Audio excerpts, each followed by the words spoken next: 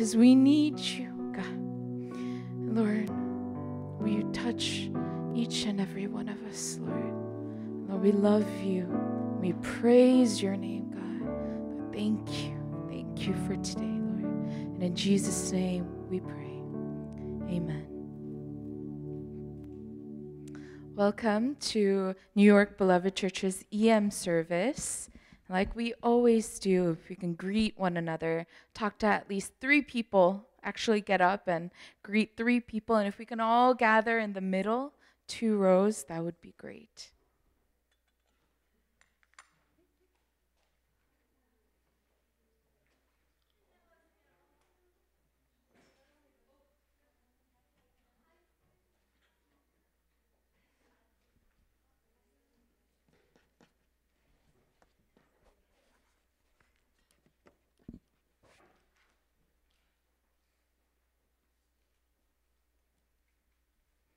All right. I feel like you guys only talked to like 2 people, but I'll let it slide today. We only have one announcement, and it's a very, very happy announcement. It's that finally Pastor Danny is coming back. Yay. He has finished 40 days in Africa, 40 days. So it was an incredibly long adventure and time that he was there, not only doing pastoral conferences, but also healing conferences for the masses. So he has been there for a very, very long time, and we are glad to have him back. He's coming back on the 29th, so on this Wednesday. Unfortunately, on the last seminar, so I think that was a couple days ago, he started getting sick. And so he had really bad body aches and fever and stomach problems.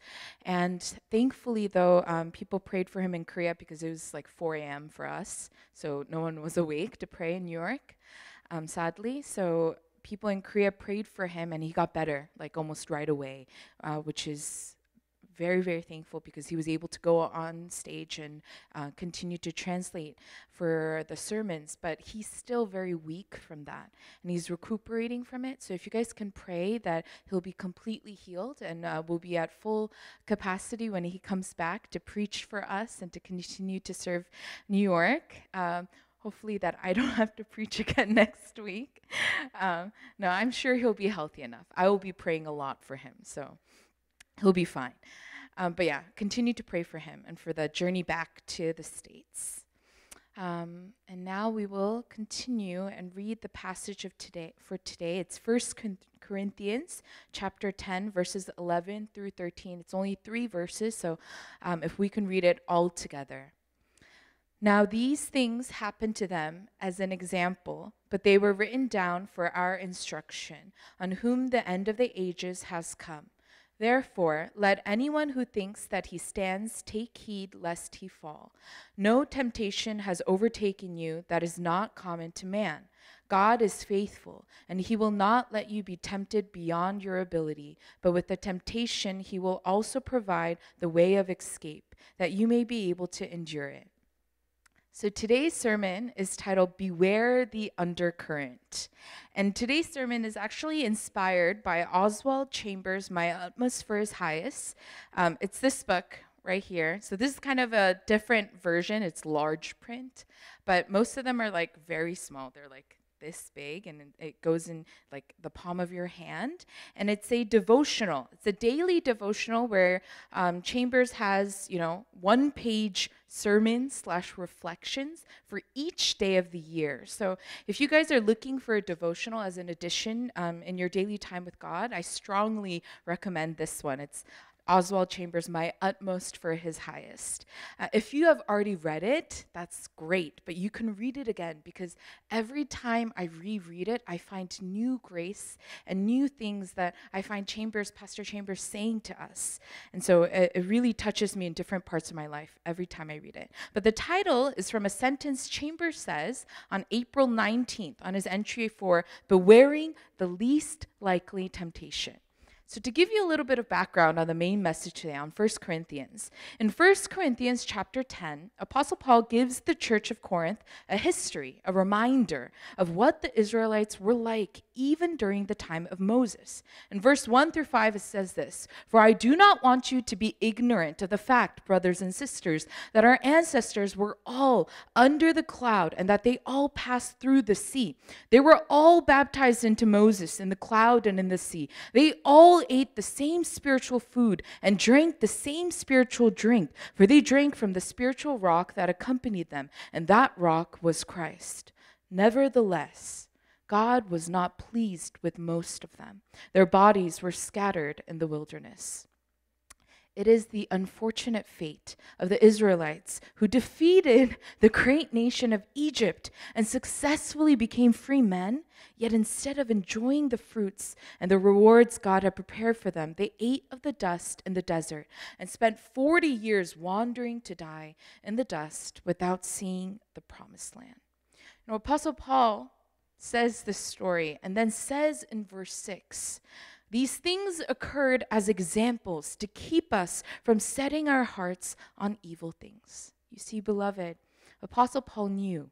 He knew of the dangers of the second temptation, the lesser of two, yet the one with the greater consequences. Temptations and falling to sin is something we all struggle with, even after we're born again. We need to continuously fight through the desire for the world in our hearts to desire God. And we all know, right, that one saved is not always saved for this very reason. And it's because our flesh is still alive, and the fleshly desires will continue to rise up. It's a constant battle between the spiritual and the fleshly desires, and it takes discipline and patience to train the spirit to have authority over our flesh, and for our body then to obey the spirit, and for our flesh to finally die on the cross. This is, however, not the sermon for today. Today, I want to talk about just one aspect of our daily battles and what to look out for. We first see the Israelites win against the great test of gaining freedom from Egypt, and they pass. And so it's the same for us. First, before anything, before we get to the second temptation, we must withstand the great test, the first temptation. We all have gone through various tests and trials throughout our lifetime. And I know that the fact you are sitting here right now means you have passed at least one test. And each of God's mightiest warriors and people of faith in the Bible were also tested by God for their love and devotion to him. And each struggled in different ways. And some were tested with different things and different obstacles, but they were all tested. Abraham with unbelief, Jacob with his turn towards deception. The first king of Israel, Saul, struggled with pride and jealousy. David struggled with lust, Solomon with idolatry, and the list goes on. Some in that list, they overcame their struggles, while others, unfortunately, could not. Yet life is not as clearly black and white as these events in the Bible make it out to be, right? They're not as clear as this, where this person is evil and this person is solely good. David, however, out of all the people that I just mentioned, is one character in the Bible who the Bible is not afraid to show that he made mistakes over and over again. David is one who continues to win against his battle and comes out victorious, even when he was living in sin before. How? I'll discuss exactly how later in the sermon. But first, you see, there's another player in the story of David, someone who witnessed all of David's victories and all of his defeats at his right-hand side throughout all of his ups and downs. And this is the person I want to look at today when discussing our question of why we need to be awake and wary of our trials, whether we see them in front of us or not. Joab. This is who we're talking about today. Joab was a blood relative of David, and he was named commander of his army when David was named king. Joab's history is very complicated. He's always there to carry out David's commands in crucial history-making moments. It's not David who's actually out there doing it, but many times it's Joab's hands that David uses to do these works.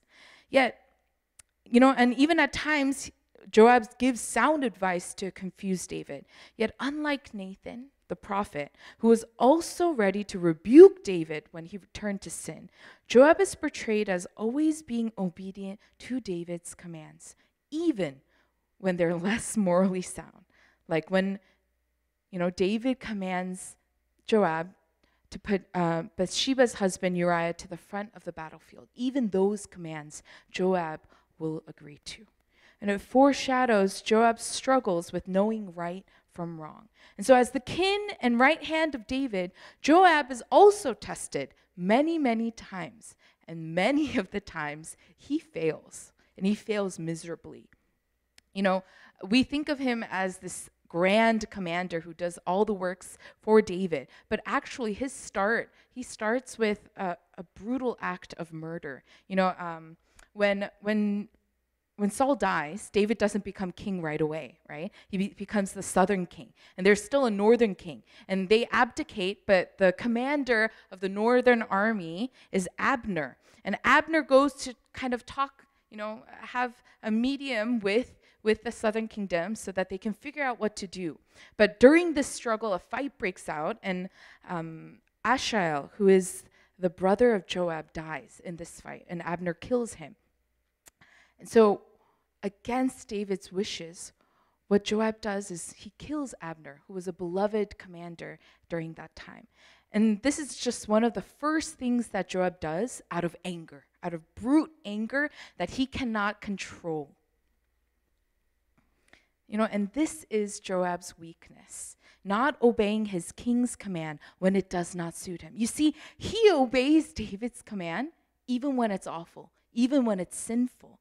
But he does not obey David when it does not suit him. He's not ready to obey the holy commands that David makes. And so this is Joab. I'm just giving you a background of who he is. Yet even this hopeless Joab has a moment of hope. And he passes that first test.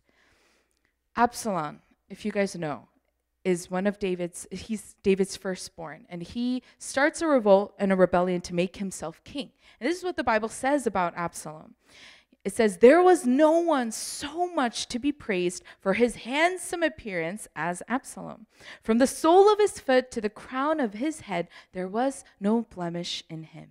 And then when David hears about his son taking over, what he does is not stand ground and stay in his kingdom, but he thinks that the hearts of the men of Israel have gone after Absalom, and he runs away. And this is David we're talking about, right? King David, who has the heart of God. He runs away. So this is how much favor his firstborn has. And he's very charismatic. You can imagine what Absalom is probably like.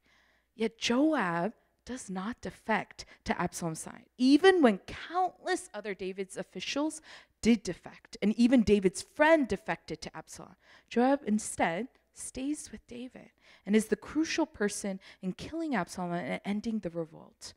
Joab succeeds in withstanding the greatest test of his life on his loyalty to David. And in doing so, he saves David's life and continues the calling that God has given to Israel. Yet, all this summary that I have just given you about this random person in the Old Testament, this is but one test. And I'm telling you all today that withstanding your greatest test, although it should be admirable and it should be congratulated, is still but one test in your life. That's why we need to come to the title of this sermon, to beware the undercurrent. I don't know if you guys know what an undercurrent is and what that's different, how that is different from a current. An undercurrent is a type of current which runs below the surface of air or water. And the direction of an undercurrent is typically opposite to that of surface currents. And the strength of these undercurrents varies depending on the situation and the circumstances. Did you guys know that the surface currents, the waves that we see on oceans, only make up about 10% of all the water in the ocean? Thus, this shows that calm waters on the surface are not always a sign of what runs below. Chambers, in his book, simply writes, "Beware the undercurrent," with no other explanation. And in that one sentence, we need to be able to catch the various warnings that come with it. You see, after we are victorious fighting against the big obstacle in our life, whatever we think that is right now, in our season, or whether that was one thing in your life, we don't believe that there is any more immediate threat. Like right away, we don't think there's going to be another threat. And we let loose the strict regimen we have set up. And we tend to ease up our guard. Yet this is the perfect moment for the enemy to attack. Luke 11:24 says this, "When an impure spirit comes out of a person, it goes through arid places seeking rest and does not find it. Then it says, 'I will return to the house I left.' And when it arrives, it finds the house swept clean and put in order.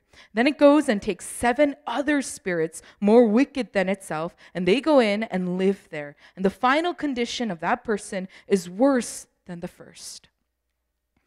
You see, beloved, if we are not careful, after all that hard work, after all that winning against that temptation, after getting over that hurdle and learning how to learn and rely on God and His strength, we will find ourselves facing an even worse hurdle that we are not prepared for and cannot overcome. Have you ever felt like after you return from a retreat, or after you've had a personal breakthrough in your relationship with God, in your prayers, or in your understanding of the word, that you seem to go into another period of drought, or you find yourself worse off than before you started praying? It's because you were not wary of the undercurrents, the second temptation around that immediately follows the first. Joab, after all that work, chooses several years later to choose Adonijah, another son of David, who revolts. 1 King 2:28 says, "Joab had defected to Adonijah, though he had not defected to Absalom." What's interesting and scary in Joab's story is not that Joab falls to that second temptation and switches loyalty to Adonijah. For me, what's sad is that he succumbs to Adonijah, who is nowhere near as kingly or worthy as Absalom once was. If Joab did not let his guard down, if he didn't let his guard down, Adonijah is the kind of character, is the kind of king who king wannabe that he would not even blink an eyelash towards for significance. It'd be like if a person is fasting, right? You get so many temptations. You want to eat so many different things. And I know a lot of us are fasting right now for Africa and for Pastor Danny. And you get tempted. You want Korean barbecue, you want steak, you want sushi, you want all those good things. But then it's like, you pass by those temptations, you don't eat that steak, you don't eat that sushi, and then someone gives you a piece of a fry and you eat it. Like, that's what's happening with Joab.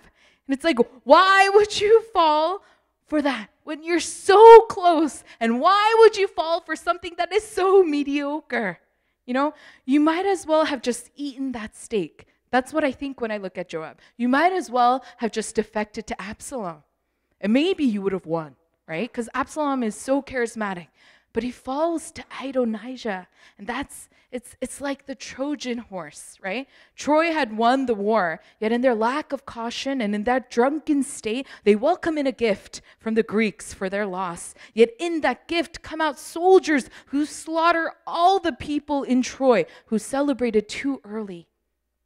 The irony is that that second hurdle will be lower. It's not as high, and it will actually be easier to overcome. If only we had kept our guard up, it would be nothing. We would see right through it and know exactly how to deal with it. But when our guard is down, even that small branch just strewn whichever way on the ground can trip us up. So, how can we see the undercurrent? We can't. Sorry, but we can't. It's why it's called an undercurrent, right? It's under the current. What you can do, however, is prepare yourself for it. And the first step is to realize that you can fall for the same temptation. You see, the undercurrent, as in the case of Joab, can be with the same exact temptation. You see, Joab thought he had won against his weakness, which was, being loyal to someone. And so it became his strength. He thought he was the most loyal person to David ever. He never doubted his loyalty for David after that and found himself to be somewhat invincible in this aspect of his life. Yet it's the very, very same thing that trips him up and makes him denounce his loyalty for David. The undercurrent that dragged him down was of the same kind as the wave above ground that he had seen. Many times when we overcome pride, or overcome selfishness, or overcome anger, or overcome laziness, or any of the other things in our lives that are our weaknesses, we mistakenly believe we have conquered it completely. I don't know why we do this, but we do. And this is not true. If one saved is not always saved, how are you so confident that the one time you won against your laziness is proof that you are now diligent? I once had a friend who, when we would argue about our relationship between each other, she would bring up how selfless she was in our relationship, and she would use the same example of one time she did something for me for several years. That one time, and that would be her reasoning for why, whatever we were talking about.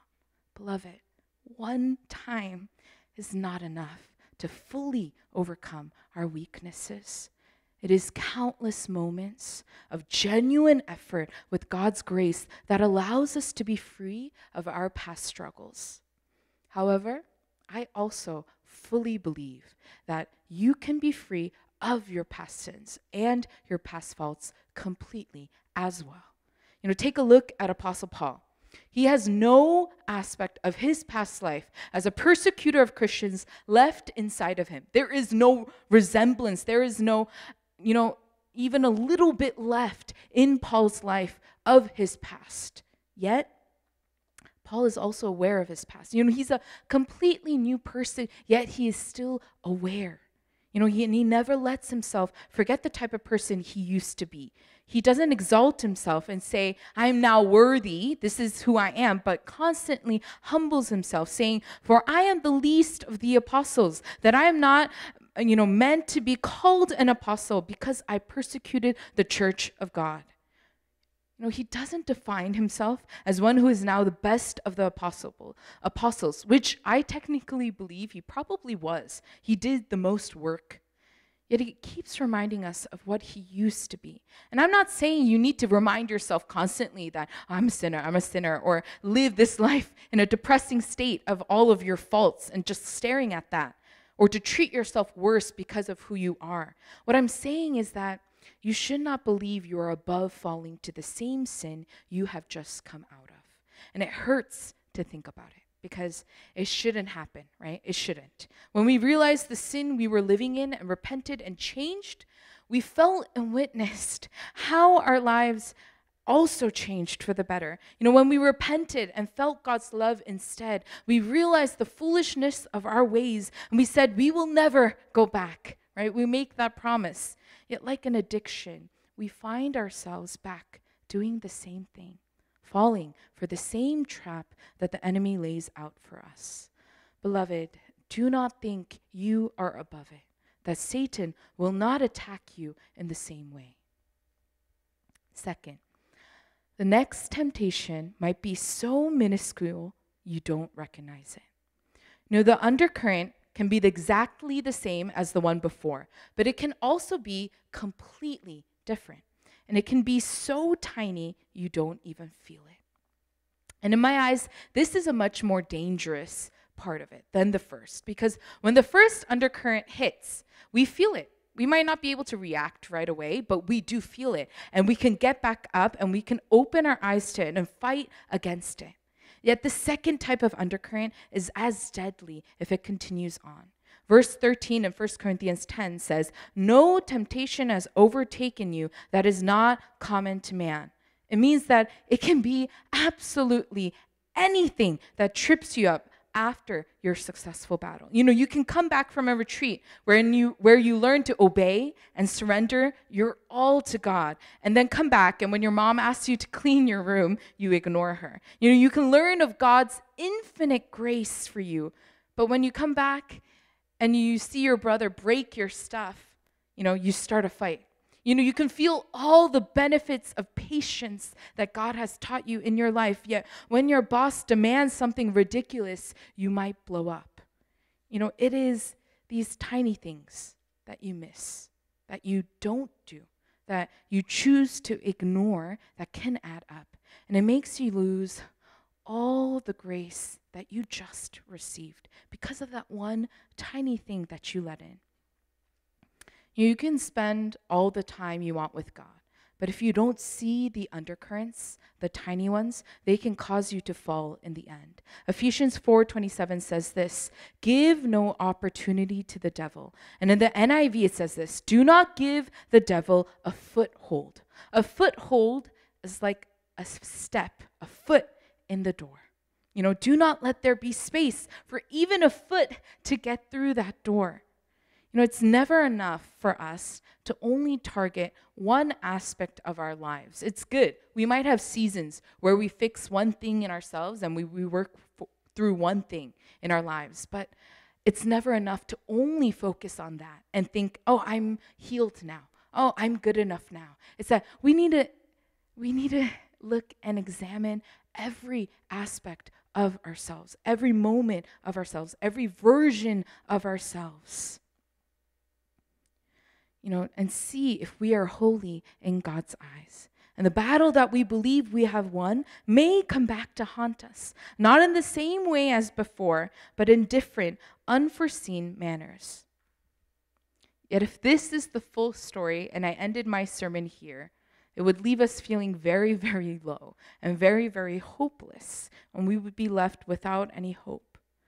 Yet, Verse 13 starts like this, "No temptation has overtaken you except what is common to mankind." But then Paul continues, "And God is faithful, and he will not let you be tempted beyond what you can bear. But when you are tempted, he will also provide a way out so that you can endure it." Verse 13 says, God is faithful. He will not let you be tempted beyond what you can bear. It may seem like you cannot bear it. It may seem too much for you. You may think, there is no way I can handle this. There is no way I can handle one wave after another wave. There's no way I can do it. But if that wave is in front of you physically and it's there, it means that God thinks you are capable of overcoming it. And God promises, and he never gives what you cannot handle. God is not a cruel God. He is a just God. And he doesn't send us out to battle empty-handed either. He will always provide a way out so that you can endure it. Beloved, I wonder what struggles have you overcome this winter break? This start of the new year. We've had our retreat. We've had a new Bible reading group. We've had so many new resolutions I'm sure that you have made on your own for this new year and during this first month of January. Do you guys believe it that it's almost over? January is already almost over. This is the last Sunday of January of 2020. And it's around this time, around the end of January and the start of February, that we stop, going to the gym continually, if that was on your resolution, and you start to slack on those other resolutions that we were so eager to keep. So, it's the last Sunday of January. What have your battles looked like in 2020 so far? Now, if you have had no battles, for me, that is also worrisome, because perhaps you are not fighting to stay by God's side. And I'm not saying that your battles have to be difficult. If you are one with God and you are connected with him and you are so in tune with him, your battles might be incredibly easy. You might be going out to battle fully armed with the best, armor possible, and you might go out for a minute and then come back, defeating whatever needed to be defeated. That might be your battles. But if you have no battles, I am worried for you, because I worry that you are not fighting for God and you're allowing yourself to dwell in the desires of the flesh. The battle is incredibly important. It is where we use all that God has given us to fight against attacks and come out victorious and ready to face the world. But the undercurrent, the aftermath, is equally important. I urge you to not let your guard down until you are sure. I urge you to fight through the currents that you cannot see, that you could not plan for, because God is by your side. And he does not leave you without a way out. What God desires from us through that experience, through fighting, through that current, is that he wants you to rely on him and on his power. And it's why God allows us to go through tribulations and hardships, because we keep not seeing him in our lives. When things look up, when things are better, we lose sight of him. We shouldn't, but we do. We only turn to him when the next wave hits. And it's unfortunate, but this is something we do. Chambers says, do not try to predict where the temptation will come. It is the least likely thing that is the real danger. And I agree with this.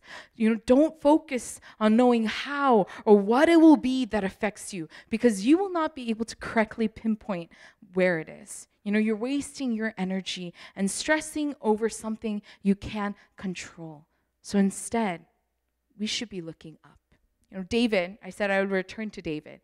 David made so many mistakes. I bashed on Joab, but all of the sins that Joab did was, a lot of them were a direct order from David, right? To kill Uriah in the front of the battlefield. Joab does it, but it's an order from David, right? So David is equally sinful, and he makes mistakes along the way. Yet the reason why God continues to bless him and use him is his reaction to his sins, to the waves. David was not afraid of the waves. And I think this is key. He was not afraid to ever face his faults, his weakness, or even his strengths. He was honest to himself. And when David sinned majorly and in front of people in ways that he could not hide, when that sin was visible, David cut it off himself and would bow down, surrendering all in front of God to ask for forgiveness. David did not fear his sins. Sometimes we fear ourselves. We fear what we are capable of, and that stops us from growing closer to God, because we're scared of the things that we can do, scared of who we are and what we do. But David, even though he knew his limitations, instead of looking at his limitations, which would depress anyone, he looked to God. One thing that I seek, one thing that I look at, and for David, it was God.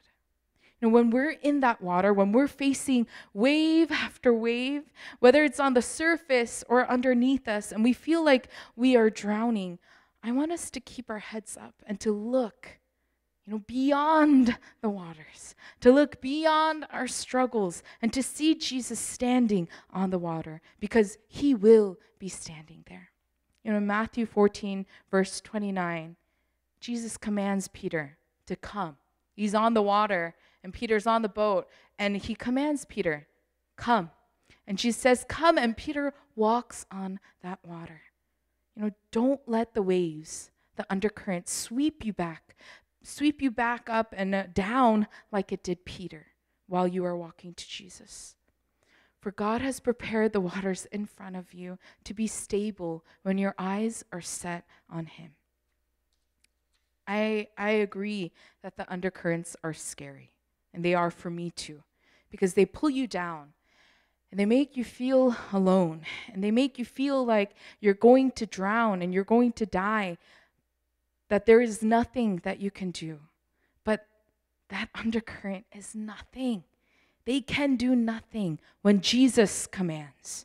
The waters, he commands the waters to be still, and then that's that, right? It takes care of everything. It's why we need to run to him, to stay in God's presence, to keep from succumbing to our temptations. You cannot win against sin by looking at sin. You can't do that. The more you look at your sin, the more you look at your flesh, the more you will be captivated by it, right? Because we are what we see.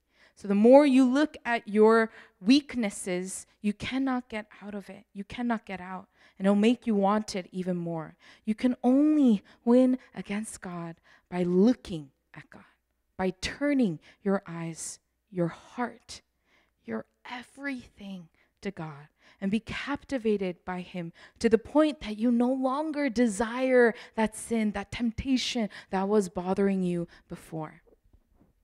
You know, we as a church have gone through so many trials and so many different things. And Pastor Bian in the morning talked about, all the things that he has gone through and all the struggles and all the, persecutions that are in this church. So as a whole, we have gone through so many persecutions together and so many hardships together. And that's what makes us so strong.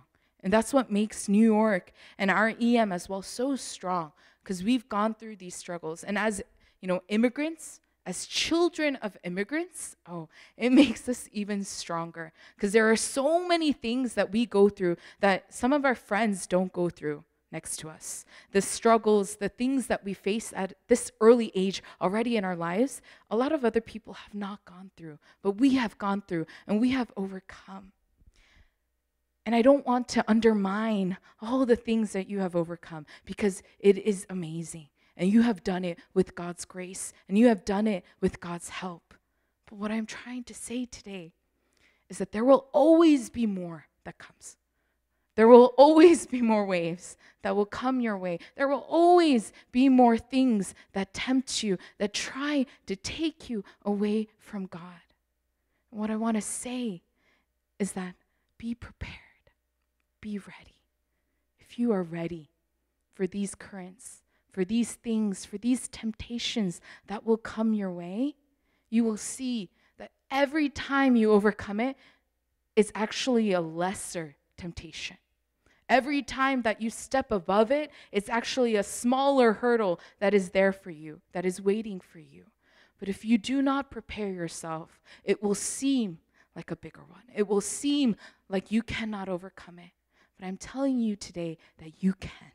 You can when you turn to Jesus, when you lift up your head and you just look at your Maker, at your Lord, at your Savior. You're all in all. You're everything.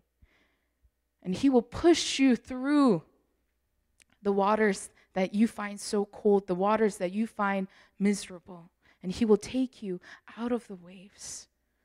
So don't fear the waves, because the waves have no power. They're just waves. They will come to you and then leave you. But instead, fear God, right? And allow his splendors, his wonders, his authority to rule over your life. And take a hold of the ship that you are in to allow you through the storm. And I want us to pray now at this time for us to remember all of these things.